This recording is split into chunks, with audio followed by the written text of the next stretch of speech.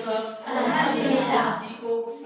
अच्छा, हमने 2-3 दिनों से अलजेब्रा को स्टार्ट किया हुआ है, ठीक है। पहले फॉर्मूलास मैथ्स के कांसेप्ट्स को क्लियर करते हैं।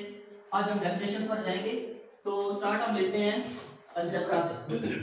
अलजेब्रा की डेफिनेशन से स्टार्ट लेते हैं। तो अलजेब्रा क्या है? अलजेब्रिक एक्सप्रेशन के बारे में कल मैंने आपको बताया था। Algebra is the branch of mathematics which is related to the mathematical operations. Operations कौन-कौन से थे जो हमने पिछले 2 दिनों में किए हैं? Plus, minus, multiplication, division, variables, constants, equations and algebraic structures, ठीक है। ये सारे जब मिलेंगे तो अलजेब्रा बनेगा, ठीक है। अब अलजेब्रा में हमने एक वर्ड यूज किया है, ऊपर अगर देखें तो वेरिएबल।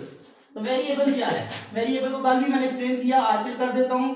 वेरिएबल वो वैल्यू होती है कि जो चेंज होती रहती है, जिसकी वैल्यूज को चेंज किया जा सकता है, जैसे कि x y z, ठीक है। A quantity which can take various numerical values, ठीक है, जिनकी वैल्यूज को आप चेंज कर सकते हैं। अब x y z आप यूज करते हो तो x की वैल्यू कभी आप 7 पुट करते हो, कभी 10 पुट करते हो, कभी जो मर्जी पुट कर सकते हो, ठीक है। तो वेरिएबल वो क्वांटिटीज होती हैं कि जिनकी वैल्यूज फिक्स नहीं होती, वो चेंज हो सकती हैं।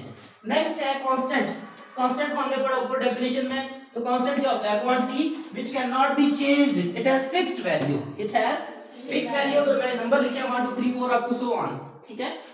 आप देखें, अगर काउंटिंग नंबर्स जो है 1 2 3 4, ये जो डिजिट्स आपने पढ़े हुए आज तक, जैसे आप 4 को अगर आप सिलेक्ट करते हो तो 4 को आप जहां मर्जी जाके पढ़ेंगे वो 4 ही रहेगा। आप 4 को कभी 8 या 6 या 7 नहीं पढ़ेंगे, 4 हमेशा 4 ही रहेगा। तो इसकी वैल्यू आप चेंज नहीं कर सकते, ठीक है। तो ये क्या है? कांस्टेंट्स हैं। इसके बाद कोएफिशिएंट है। वो ऊपर मैंने एक छोटा सा अलजेब्रिक एक्सप्रेशन भी लिखा हुआ है, 7x² + 3y = 8। इसमें आप देखो x y भी यूज हुआ है, गिनती के नंबर भी यूज हुए हैं। तो गिनती के नंबर हो जाएंगे कांस्टेंट्स, x y जो है वो वेरिएबल्स। नेक्स्ट जो चीज है वो कोएफिशिएंट है। कोएफिशिएंट क्या होता है? The multiplying factor of a variable, वो नंबर कि जो किसी एक वेरिएबल के साथ मल्टीप्लाई हुआ होता है। तो यहाँ ऊपर अगर आप देखें तो मैंने लिखा हुआ है 7x² या 3y। तो इसमें वेरिएबल्स कौन से हैं? x और y वेरिएबल्स है ना। अब x और y के साथ कौन कौन से नंबर मल्टीप्लाई हुए हैं? 7 और 3। तो 7 और 3 जो है वो क्या है?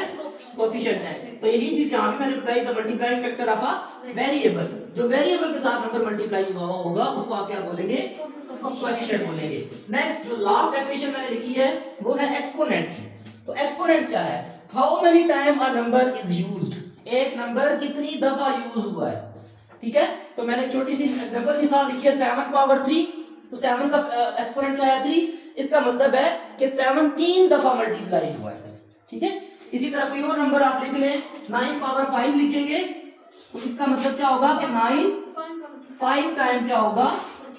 मल्टीप्लाई हुआ होगा, ठीक है। तो यहां अगर इस अलजेब्रिक एक्सप्रेशन में लिखें तो एक्सपोनेंट आपको मिलेगा 2, ठीक है। इसका मतलब जो x है वो 2 दफा मल्टीप्लाई हुआ है, ठीक है। इसी तरह क्यूब आ जाता है, 4 आ जाता है, तो वो उतनी दफा ही वहां पर मल्टीप्लाई हुआ होगा, ठीक है जी। समझ आ गई? Okay, thank you very much.